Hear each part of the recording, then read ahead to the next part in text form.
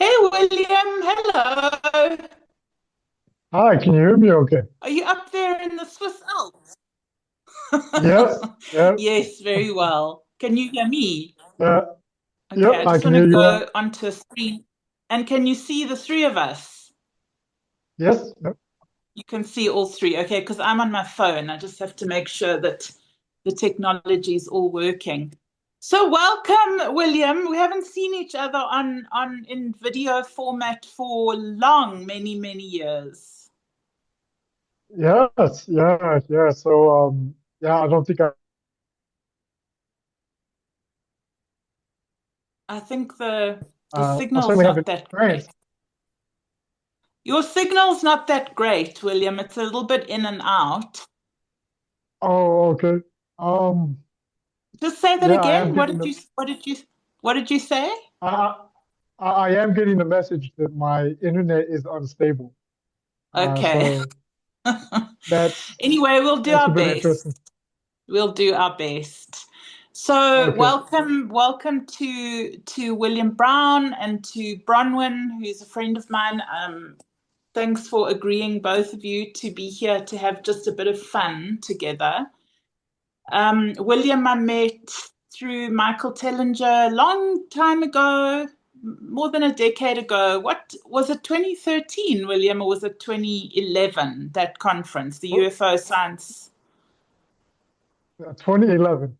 2011. So that's like, what, 20, 15 years ago that we met. And since then, we've been having fantastic conversations and sort of kept a bit of a friendship going over the years. It's been amazing. And Bronwyn's a friend of mine. She's a kinesiologist and an artist, and I'll introduce her, or she'll introduce herself more at some point. But I wanted to just read a little bit of your bio, William, Okay. because it's just for people that don't really know who you are. I just pulled it off LinkedIn. Says here, William Brown is the Director of Biophysics Research at the International Space Federation, where he performs theoretical development and experimental research to better understand the physics of complex self-organizing systems, particularly the biological system. Within the theoretical purview, this has revealed important new insights into the processes of biogenesis, evolution, biological intelligence, and consciousness. Okay, so it's a very extensive, unbelievable bio, working in genetics, neurobiological research. I'm just going to paraphrase. I'm going to pull out a few amazing words, like, for example, research in epigenetics, an epigenetic regulation within the human transcriptome. What is a transcriptome? So, you I've have never heard of that word. What is you, that, you have William? you have three levels of gene expression. So you have your genes, and so that's the part that most everyone is familiar with, the genome. But Yeah. the genes are kind of like the information that's written on the hard drive of your computer. So it's there and it's stored, and it's kind of like a memory storage. And uh, that's one level of the gene expression. A second level, though, is those genes being read and accessed. And that's a bit like if the information on your hard drive was being accessed by software to actually run a program. And so during that process, what happens is the DNA is read and transcribed into RNA. And so Okay. the RNA forms what's called a messenger transcripts. So it gets the Wow. name transcriptome because Okay. you can actually get a whole different level of resolution about the nature of a cell or an organism based on the transcriptome rather than the genome, because the Okay. genome Interesting. uh, is the same for every cell in your body, almost every cell in your body, except for the ones that have a mosaic genome in your brain. But the transcriptome is unique to each cell type. So looking at the transcriptome gives you a whole different level of understanding of the organism you're looking at. Wow, that's amazing. And then there was your PhD work at Hawaii, University of Hawaii, and also some fancy words here, which I love. Neuromorphogenesis. That's my favorite one. I think I could just have that on my wall. I think I could. I mean, that is probably the word of my work as well. Neuromorphogenesis. So, what is neuromorphogenesis in your, just in brief? Because my PhD work, I was looking at cytoarchitectonics and neuromorphogenesis, but the cytoarchitectonics one is decidedly too complex of a word.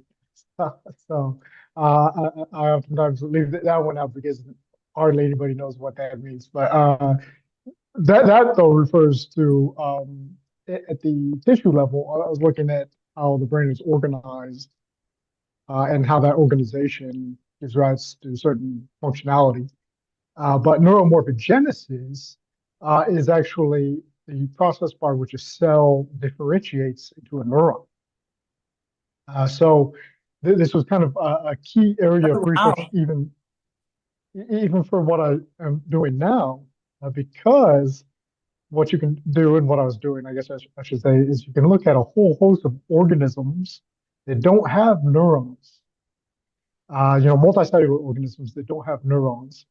And you can look at all of the precursor genes, transcripts, all the precursor structures that you can identify as being precursors of a neuronal cell, but they're there in many cases in these aneuronal organisms. But these Wow. organisms don't actually have a central nervous system or neurons. And so why that's interesting for me now is because there's a question of where does consciousness and mind come from? And one of the things I Yeah. like to do is compare and contrast between conventional theory of its complex nervous systems and organisms that don't even have a single neuron, compare and contrast their behaviors and kind of like determine, well, this organism that doesn't even have a single neuron has quite complex behavior, adaptive behavior. Some have even pointed out and measured instances where they seem to have choice making. I have an article about that on the SpaceMed website, on my Novo Sciences website as well. And so, Okay. that kind of says a lot about, well, where the mind resides. Yeah, what an amazing piece of study. I mean, when I was reading this word neuromorphogenesis, I was thinking more about what came to mind was how, the mapping, it was like I was thinking it's the mapping through the mind. It's the morphing through neurology. That's what I was thinking. I was thinking like, I was almost thinking it's through neuromorphogenesis that we fly UFOs, like that's the technology of but it's obviously not called that, but it's just such an amazing set of words altogether. Well, there is also like neuromorphic software, neuromorphic computing, and so that Okay. So it doesn't wasn't that have far the off. yeah. It doesn't have the Genesis word in there, which is more referring Okay. to how that neuronal type architecture can form. But then, so you can study a whole field of how you get particular functions when you have that neuronal architecture, which doesn't have to be even biological per se, because it could be a neuromorphic software, neuromorphic algorithm. which is actually driving a lot of the AI. Okay. In what way? How could you explain that? I know we're just starting, but in what way does that Yeah. drive AI? I don't know. Uh, well, these large language models they have neuromorphic computing. So, one of the ways that you actually get a machine to have intelligence and to learn is to do essentially biomimicry. So it's like you can structure a set of information processing nodes so that they function much like a neuron does in the brain. And of course, going back to Wow. what I was just saying, it's not necessarily only neurons because there are aneuronal organisms that can do quite complex computational like behavior behaviors. And so it's actually any cell in your body can actually do some of these complex type information processing uh, um, tasks that are involved in intelligence and adaptability, learning, memory. So the one of the main things that we figured out, we as in the humanity, yeah, like a collective we, to get a machine to think and to reason and comprehend is by neuromorphic recapitulation. So mirroring the structure and function of neurons in information processing. Wow. Things are Uh, moving so, on fast. Things are moving. but The science, science, what is the one science. of the Hey, things that it's, it oh yeah, sorry. Yeah, yeah, go. well, just one of the things that it shows is that this question of where does the mind and consciousness emerge or come from, is that it's kind of showing us that just by having a neuromorphic architecture in a abiotic system, in nodes, binary bits, in algorithms, you can actually begin to get something that looks very much like a mind, and it doesn't have anything to do with the substrate itself. So it's substrate independent. So it's, actually a very informative thing because so really quickly we've gone from aneuronal organisms, complex nervous systems, and a biological, abiotic architectures, all of which have behaviors that are indicative or at least reflect aspects of having mind, volition, and agency. So is that how we're going to build our UFOs? It depends on what kind of components you're talking about with uh, a spaceship, because there's the consciousness interface aspect of controlling a ship. But then, Mm. and I'm working on that, but then there's also things like the actual space drive, right? Your gravitational engine. So, that's a You whole guys are other also working on, right? which we're also working on. So, Yay! Woohoo! it just so happens we're investigating all All of three of these it. aspects. Yeah, yeah. How How wonderful. how to steer it and fly it, and how to get it moving. Amazing. So before we go too deep into these topics, I just want to introduce Bronwyn. Bronwyn is my friend. She's a kinesiologist, she's an artist, she's an author, and she's got also a real interest in consciousness, and she's got her own story that I wanted.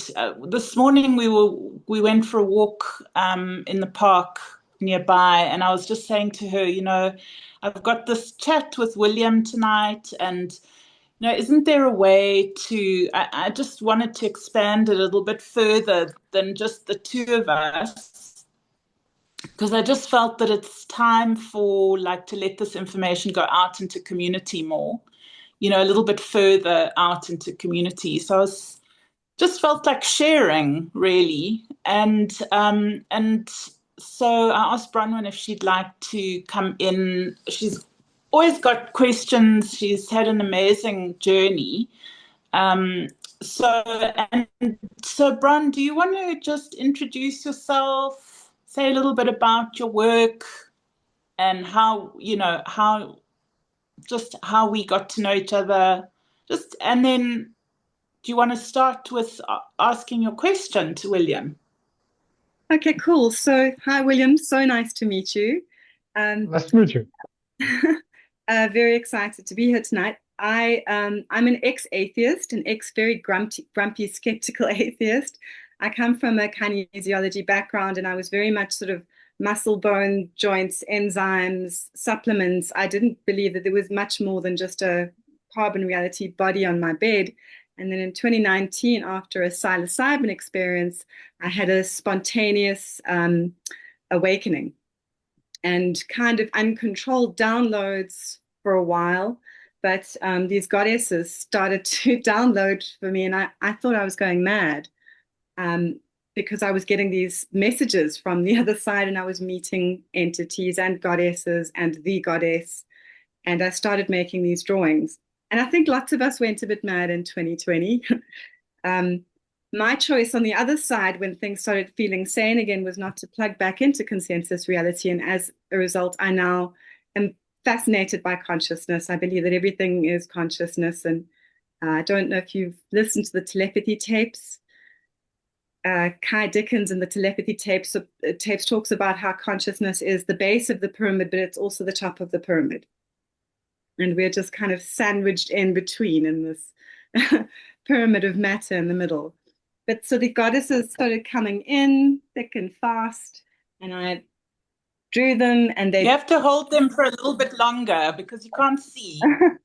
So I started drawing them. Just one moment. I'm getting some major distortion modulation on your voice. Are you hearing that too, man? No. Oh, it's just my audio. Oh, I'm okay. Because Oh, are Amanda, you your not voice is hearing? also highly distorted. Give me one moment. Let me disconnect and reconnect my audio because I think my system is Sure. not sorry.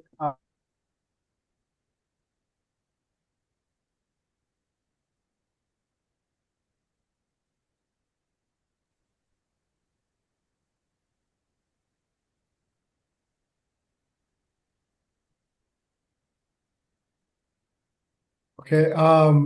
Can you hear me? That's better. Yes, much better. I'm sorry, I You can't actually, hear you. Uh, you sound much better. Can you hear me? Okay. Yes, because I'm using a new headset, and so actually, I'm not entirely surprised that it is having a little bit of an issue. that's okay. Is it working? Can you hear me yet, or is it maybe it's my audio? Should I switch on? I'm not getting any sound.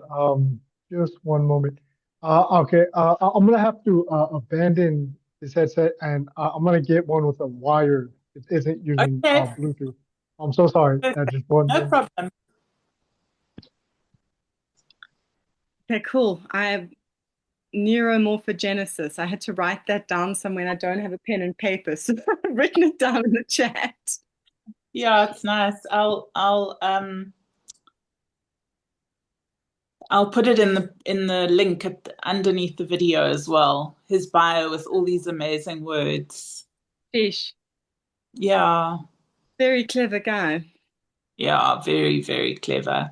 I mean, I was listening to some of his talks, his recent talks with the International Space Federation, and they go deep into the sort of physics and biology and honestly, and there was like maybe one or two things that I understood. That was about it.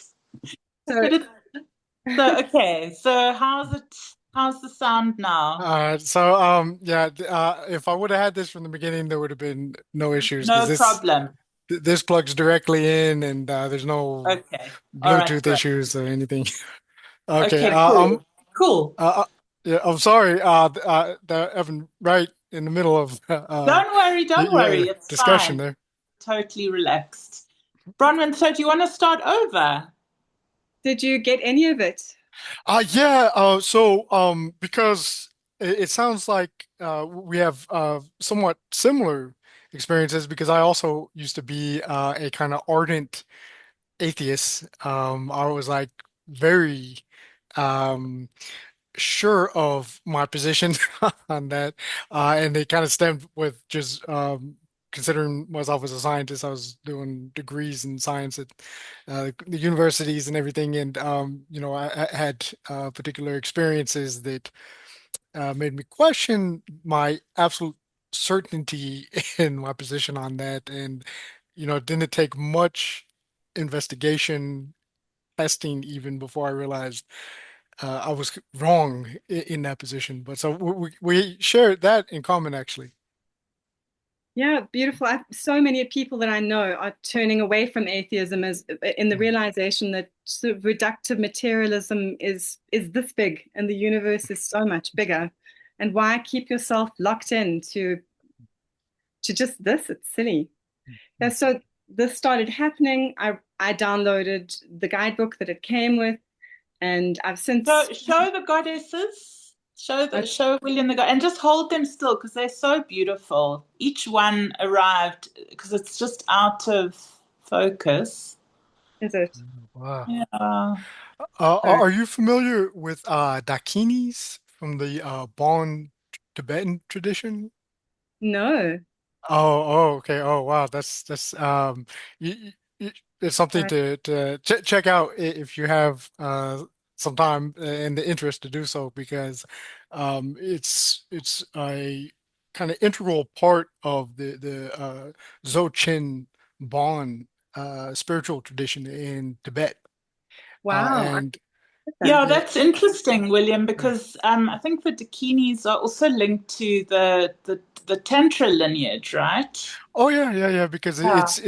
it could be very correctly, I'd say, characterized as a tantric Yeah. practice because tantra is all about doing specific practices to accelerate the enlightenment process, and so one of the tantras or yogas of Tibetan Bon Buddhism is to do Dakini yoga, which is actually connecting with Dakinis, and it is a way to accelerate that enlightenment process, that process of coming to full self-awareness. Yeah, because Bron, you didn't quite share, you sort of skipped over. Do you want to say a little bit more about how they came to you So they came, initially?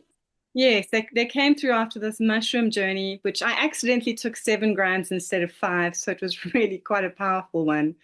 And I was just doing it really for fun and because I'd heard it could help with anxiety, but it turned on some or other receptor in my brain, and I started being able to channel and going into black holes and out of white holes in other universes, going into the supermassive black hole at the center of the universe, um, and meeting entities, going back in time and forward in time, going into the center of the earth, seeing different kinds of life forms, seeing sentience in every kind of life form, including mineral. So rocks are sentient, everything's sentient.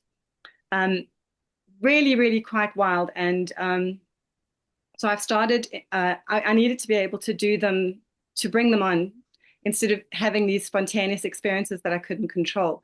And so in 2023, I started a bath time practice where I created a whole lot of rituals. I carry my crystals with me everywhere I go, just about. I've got this little, from I don't believe in any of this to needing my scrying crystal at all time.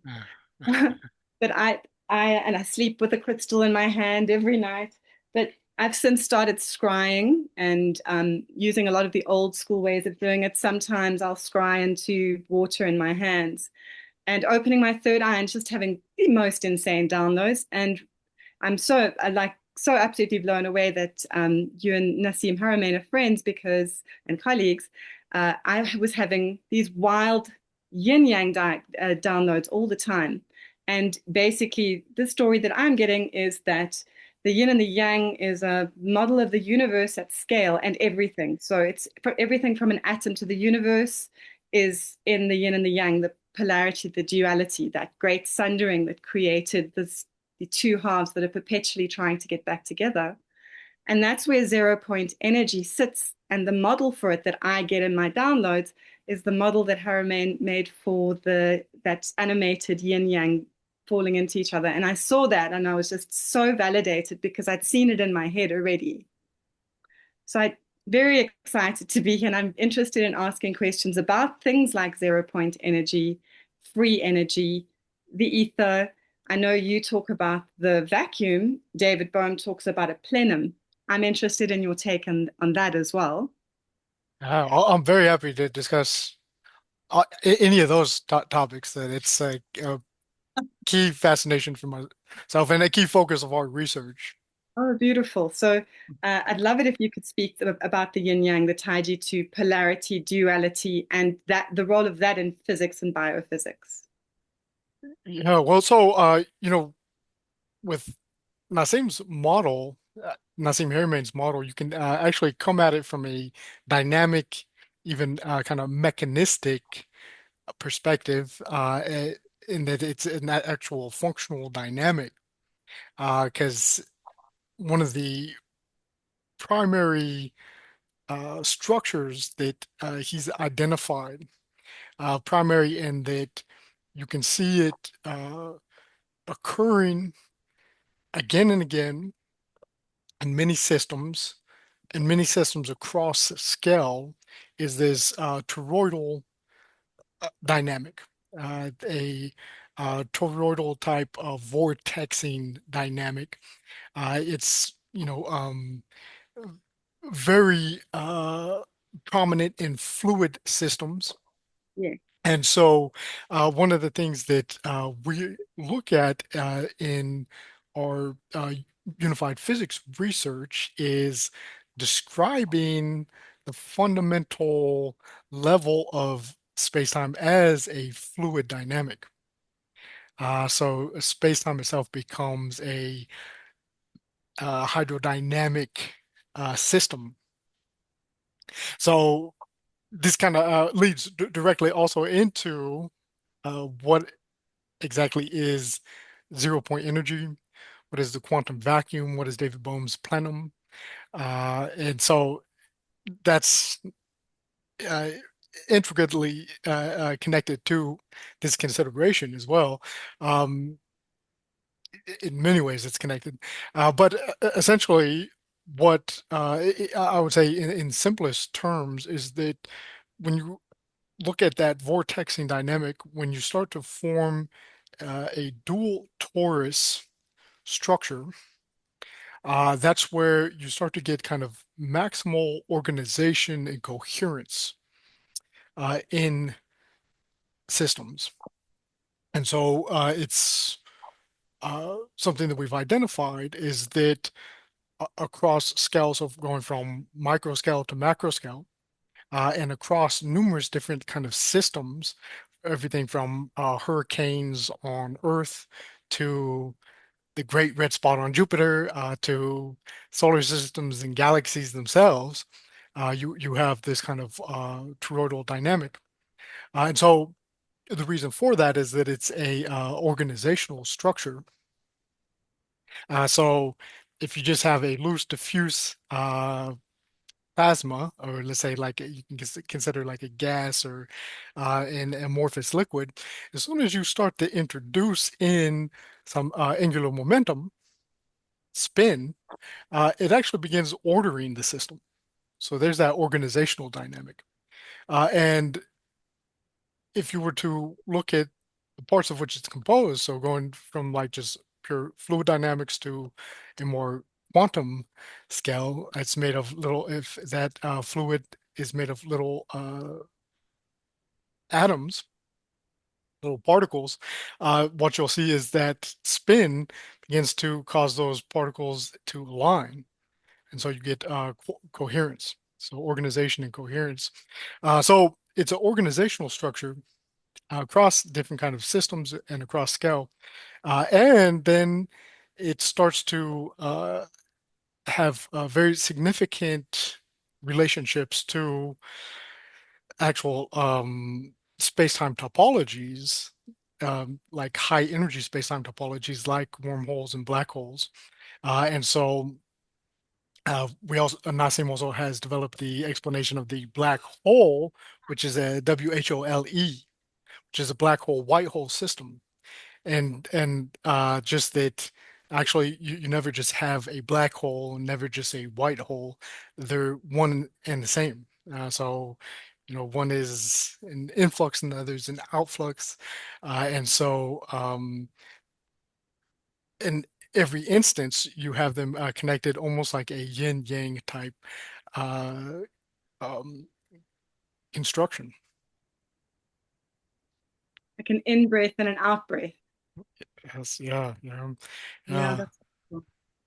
And so you have that in almost every like fluid dynamic case. So like even just something as simple as the water that begins to vortex as it goes down the drain in your sink, you're seeing that influx, but that can't occur without an efflux, which you don't actually see, but as that water is going into the drain, there's air that has to come out of the drain. So you actually, even in that, you have a black hole, white hole dynamic.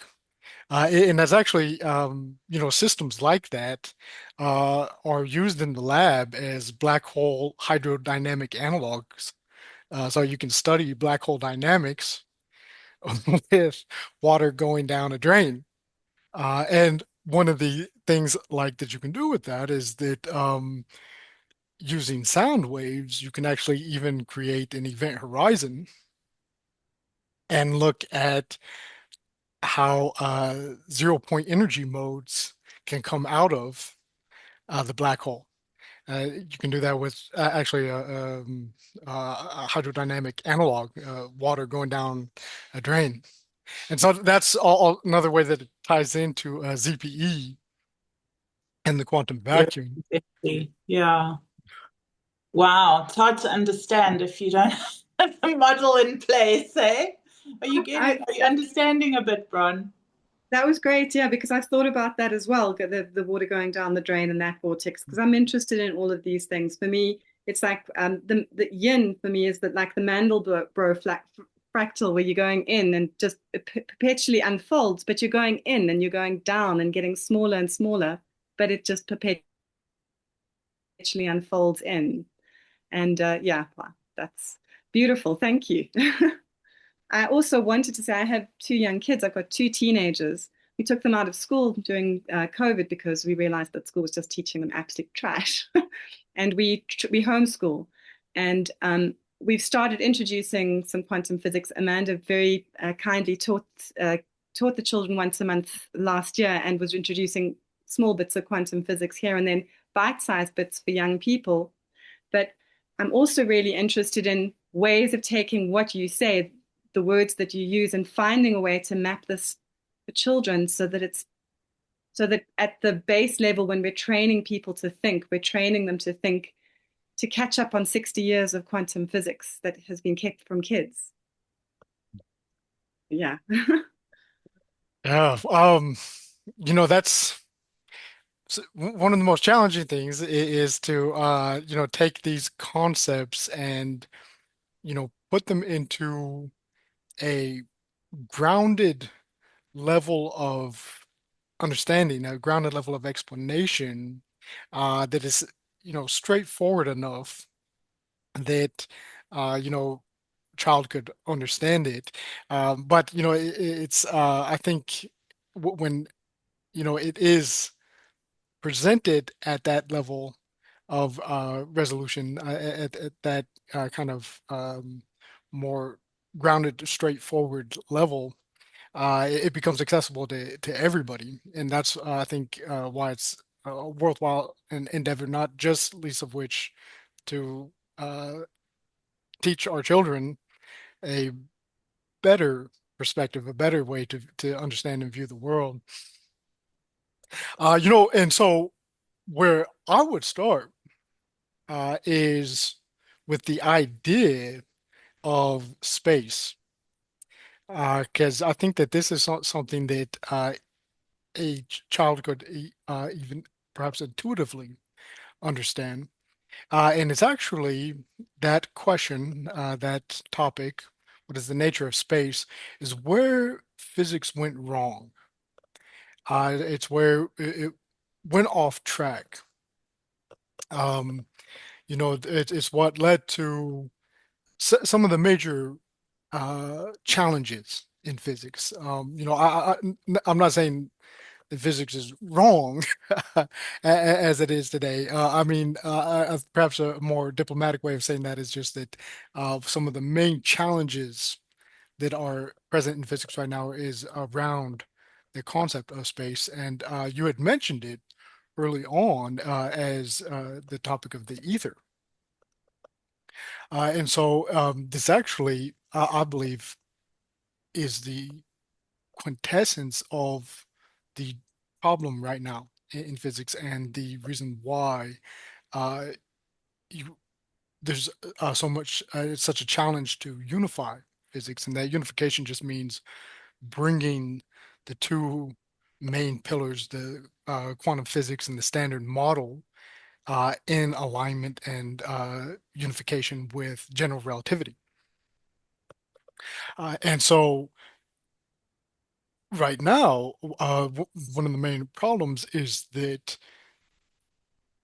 the space itself is viewed as empty, because with general relativity, it was the development was such that space-time became, in the mind of physicists and scientists, as just an abstract geometric structure, a structure that was without substance. So, gravity as the primary force that's described within general relativity became described as a geometry of space-time, but not even a force in and of itself, just as the curvature of space-time. But that space-time manifold was just an abstraction. So it was empty, but somehow, even though it was empty, it still had like a geometry. And then within quantum mechanics, quantum physics, uh, it became totally separate from even the concept of an abstract spacetime, so that most of quantum field theory and the standard model is done, the mathematics and the modeling and the formalisms is not done in spacetime. So this has interesting ramifications because, for instance, like brings us to like the current physics with like the Higgs mechanism. And so the Higgs mechanism is what's supposed to give mass to particles like the proton, and more generally baryons. Uh, Now, what ends up happening is that the Higgs mechanism accounts for about 1 to 2%, if you're being generous, 1 to 5% of the mass of a particle. 1 to 5% comes from the Higgs mechanism. The other 95 to 99% comes from quantum vacuum energy, confinement energy. So that's where the quantum vacuum starts to come back into it. Now, one of the issues with this is that, well, the Higgs, it's a vacuum, the Higgs vacuum. And the way that it gives particles mass is that it has a non-zero expectation value. So generally in physics, when we're talking about a vacuum, we're talking about space that has no energy, has no substance. It's supposed to be a void, 100% a void. Well, in the standard model, when it came time to describe how particles get masses, they said, okay, well, no, we've got this Higgs vacuum that isn't zero. It has energy in it. And that's how you account for the weak interaction and mass. But it's totally decoupled from actual space-time. Because if you actually look at the Higgs mechanism with space-time, so that's bringing back in like general relativity, uh, you see that the Higgs energy is going to highly curve space-time. It's going to cause that curvature that is a gravitational interaction and result in things like black holes and wormholes. Uh, Now, that's actually the solution to unification is that you take your quantum vacuum energy, your quantum field theory, and look at it in an actual space-time, and all of a sudden your space-time now becomes substantive. It's no longer just an abstract mathematical construct. And when you do that, you see that it's actually a very complex architecture like neuromorphic architecture, like a neuromorphic structure, because it's got all of these highly curved geometries that are worm, black hole, white hole wormholes. So actually, the yin yang dynamic, that yin yang structure, uh, emerges at the fundamental most level of reality, your space-time, when you're looking at a unified physics perspective, which describes quantum field theory and general relativity. And so the solution that you come to is that space is not empty. It is full of energy, full of vibrating energy, full of a fluid dynamic energy. And so I think that that right there can be explained to a child pretty successfully. Is that, the space around you, do you think that it's empty? Do you think that there's no substance to it? Actually, it's a plenum. It is space is ubiquitous, and you're actually made of space, but it is a uh, dense sea of energy. Mm. Yeah. And that deep sea of energy, because it's the one thing that connects all things, we are all connected in this sea of energy. Mm. Yeah, and it's Eh, invisible to it's invisible, so it's an invisible order, which is what Bohm spoke about, right? The implicate, Mm.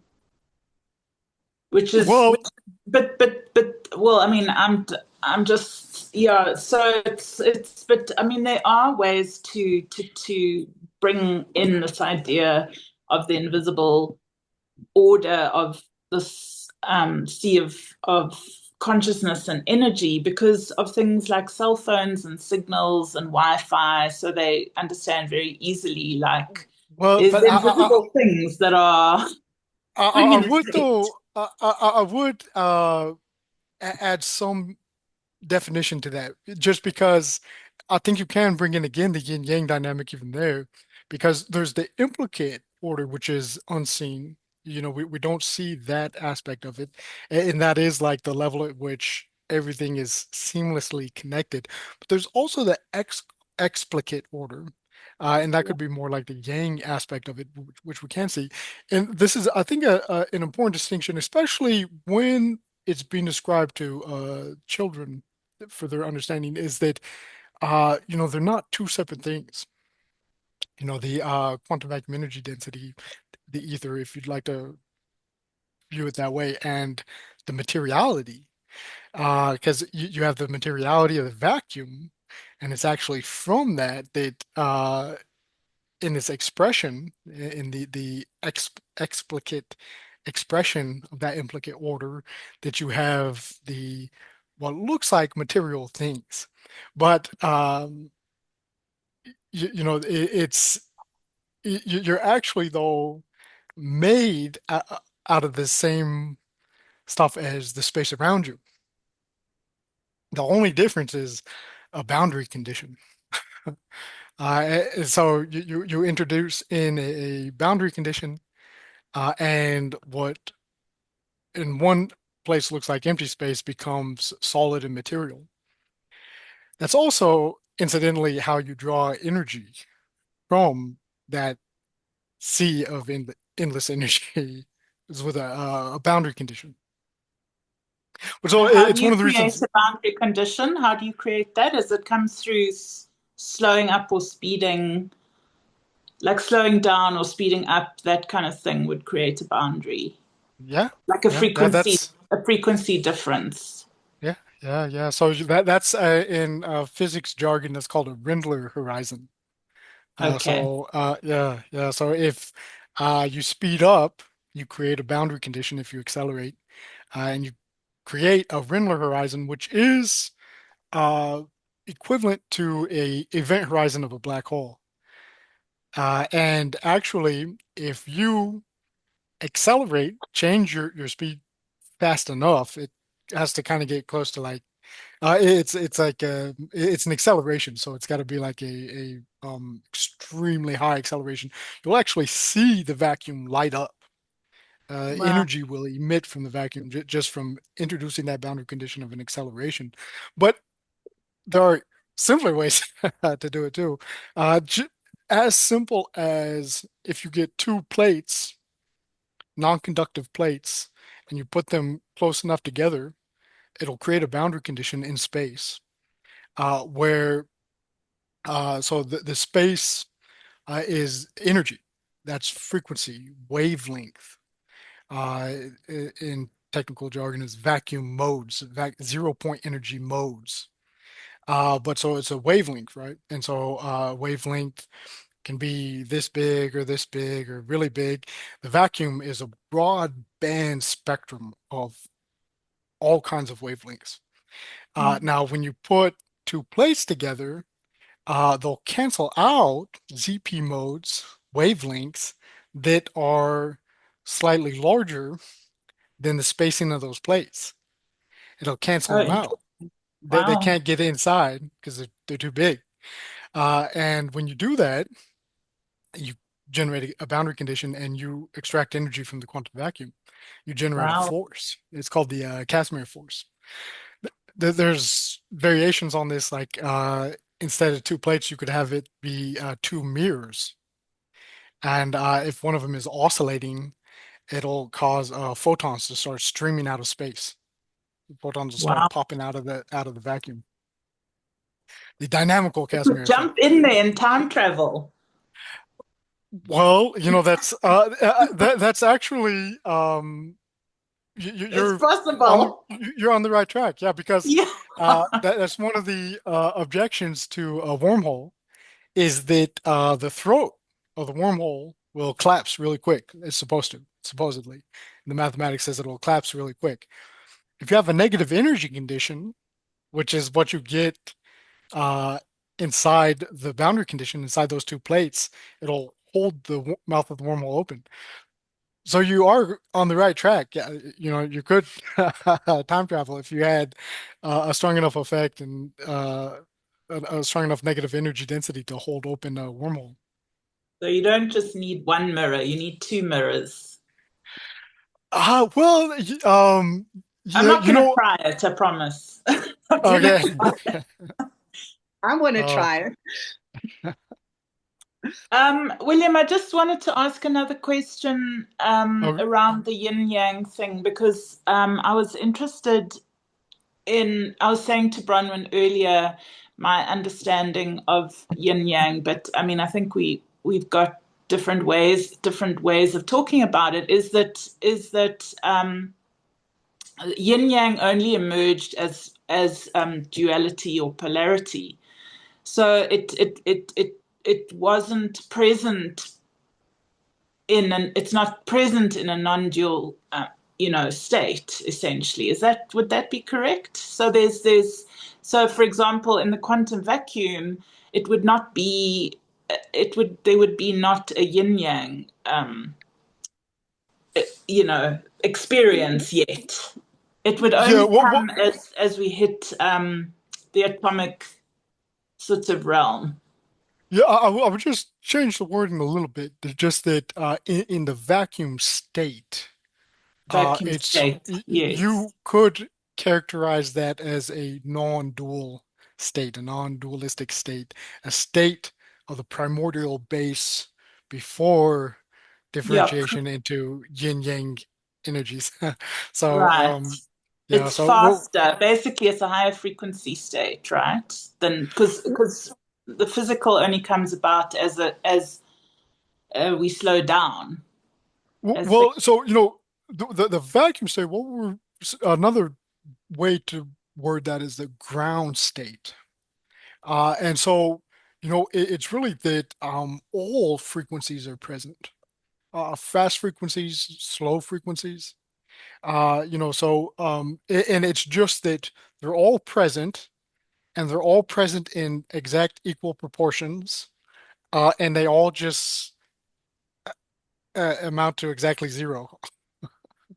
And so it's like it's an infinite energy density, infinite energy, but it's so perfectly balanced, it's so non-dual that uh, it appears as empty, as featureless.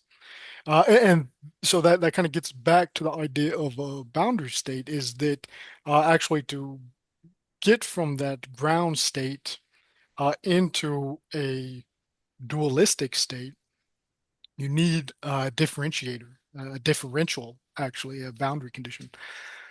wow. So yeah, so it's like yeah, the ground state is non-dual, uh, and so th this is like we're kind of mixing like the physics terminology with uh, metaphysics terminology, but that's kind of where I like to explore the idea. If the physicists will have to excuse us as we kind of play with some metaphors here, Yeah, but in terms of what you're trying to do with like meditation or tantra practice, is to get to that ground state.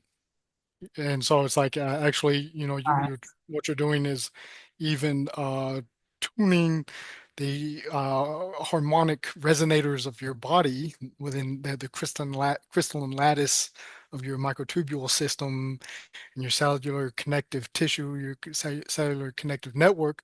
You're trying to get it to form resonances with that ground state. And if you do that enough and strongly enough, you enter into that non-dual state. right. And that's a non-dual awareness.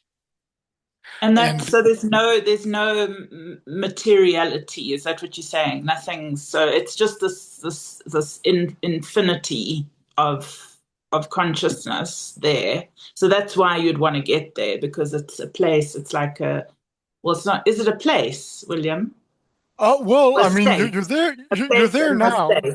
You're Yes. there now, Right.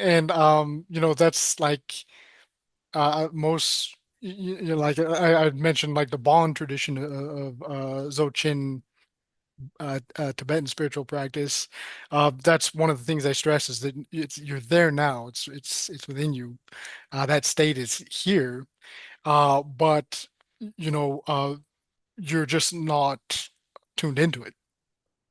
So it's like um, So that's you why they know talk about dissolving all the. It's in a way, it's like dissolving all the boundary conditions that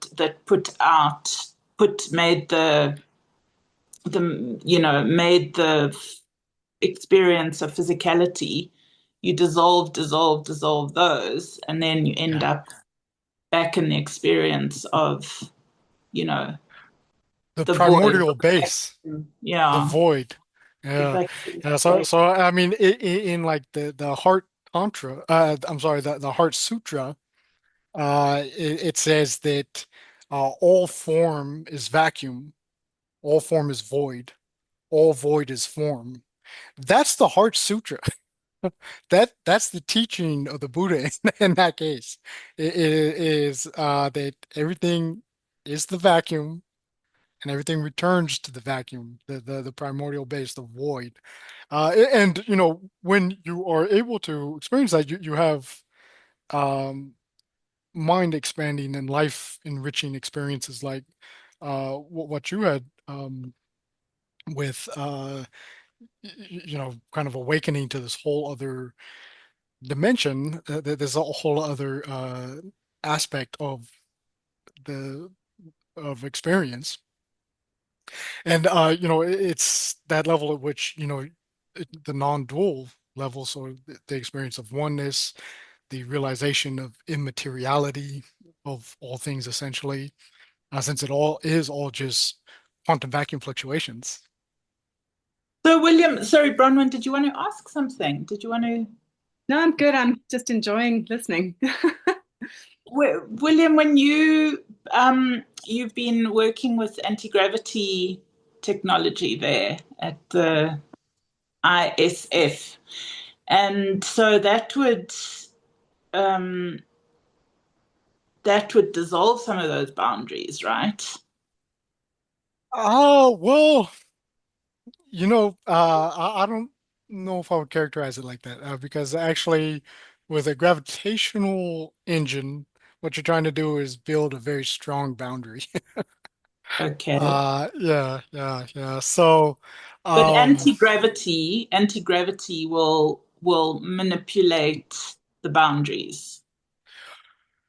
well, it's interesting that this is a lot of speculations. I don't have direct experience with that aspect of it, but so the main idea behind a gravitational drive is that you're going to create a bubble in space-time. So, a highly curved region uh, with a boundary that's highly curved, and inside that highly curved region, there's a flat space. So it's very a particular geometry of space-time that you're trying to engineer with the Mm. gravitational control device. So although you're trying to generate a very strong curved space-time region along the boundary, within it, I would imagine that in that kind of yin-yang fashion, that as much as you're creating a strongly curved region around it, the internal region is kind of like the eye of the storm. So that could be, if you were inside the highly curved space-time region, the warped space-time region, the bubble, you might actually be in a state that's highly conducive to accessing that non-dual state, that kind of that enlightened type awareness, and that's consistent with what I've heard from reports, about people who do have direct experiences with these kind of things, is that, there is an aspect of it that uh, we would call like spiritual, so um, I fully anticipate that when we have the technology that's capable of generating this kind of space-time uh, um, warp drive, that it's going to enable technologically accessing these kind of expanded states of awareness, expanded states of consciousness. Now that though is kind of more an opinion of mine. I would say, That's off than the record. yeah, yeah, Okay. yeah, yeah. Bob Uh, Monroe had that experience. That's why he started the Institute for Noetic Sciences, because he went out yeah. into space and he had this oneness with everything experience. So potentially outside of our dense atmosphere and the noise of Earth, when you're in space, like you're going to go, maybe that is how you instantly upgrade into a contact with the universe experience. Maybe once we are all able to reach upper Earth orbit, maybe we'll all get psychic at the same time. Yeah. Well, it's something that the materialists who are willing to entertain the idea of UAP, UFOs, extraterrestrials here visiting Earth, the materialists that are willing to entertain that idea, which they should because there's kind of a abundance of evidence of it. But they see it as very much just like a being that has figured out a technology and is able to travel interstellar distances.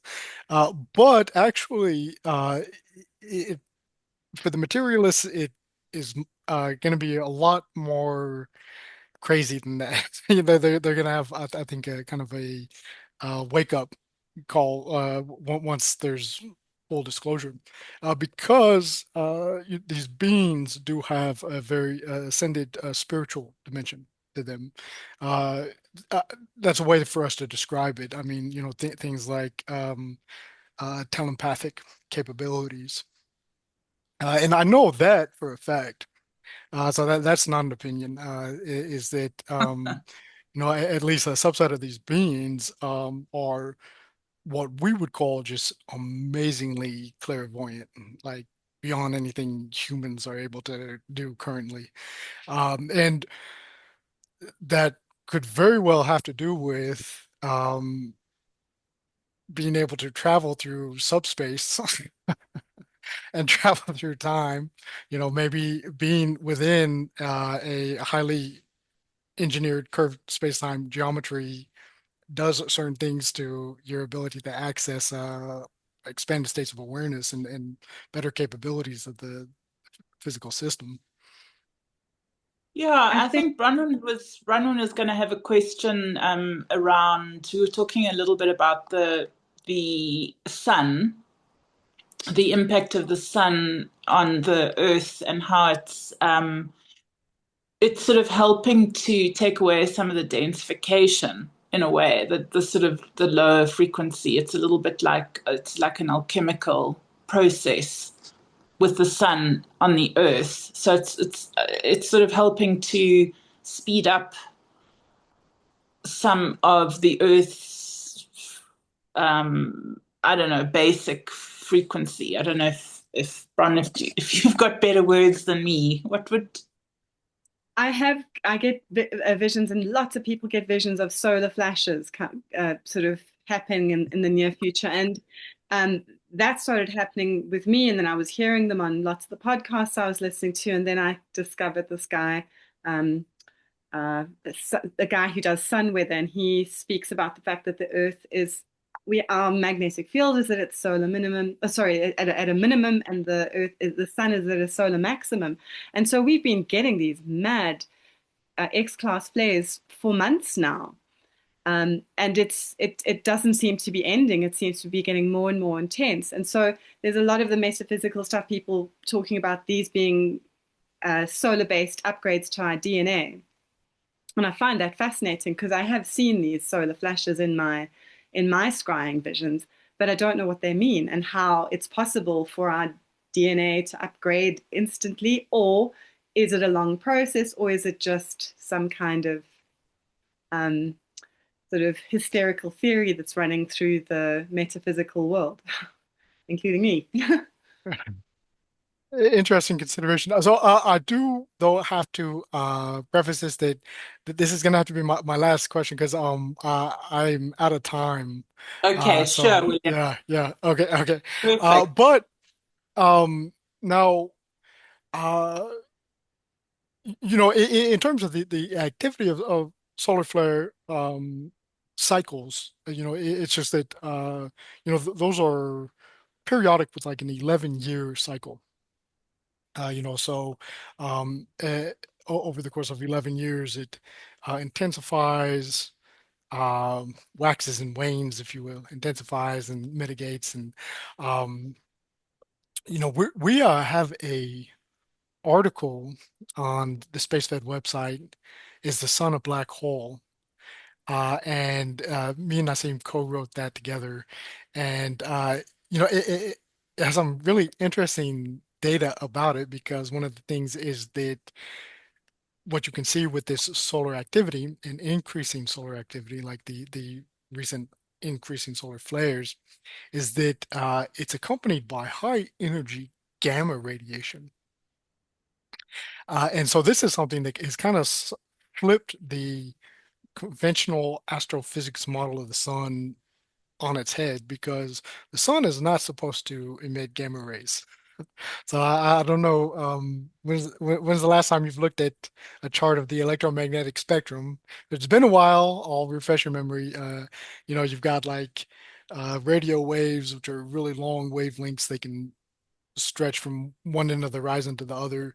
You've got visible light, which is like terahertz frequency, so trillions of cycles per second. It's pretty small, little nanometer sized wavelength. You've got X-rays, which are high energy wavelengths.